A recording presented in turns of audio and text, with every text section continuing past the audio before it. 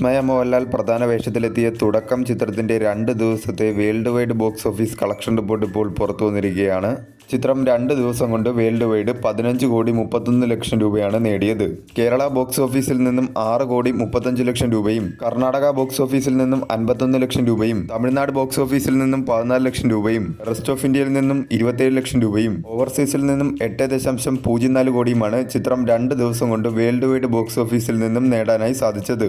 മികച്ച രീതിയിലുള്ള ഒരു മുന്നേറ്റം തന്നെയാണ് ചിത്രം 2 ദിവസം കൊണ്ട് വേൾഡ് വൈഡ് ബോക്സ് ഓഫീസിൽ കാഴ്ചവെച്ചിരിക്കുന്നത്. 2 ദിവസം കൊണ്ട് ചിത്രം ടോട്ടൽ ഡൊമസ്റ്റിക്കിൽ നിന്നും നേടിയ കളക്ഷനുകൾ എടുക്കുകയാണെങ്കിൽ ആദ്യ ദിനം ചിത്രം ഡൊമസ്റ്റിക്കിൽ നിന്നും 2,91,00,000 രൂപയും രണ്ടാം ദിനം 4,36,00,000 രൂപയുമാണ് നേടിയത്. ബ്ലോക്ക് ബസ്റ്റർ ആയിട്ടുള്ളൊരു സ്റ്റാർട്ട് തന്നെയാണ് ചിത്രത്തിന് 2 ദിവസം കൊണ്ട് വേൾഡ് വൈഡ് ബോക്സ് ഓഫീസിൽ കാഴ്ചവെക്കാനായി സാധിച്ചത്.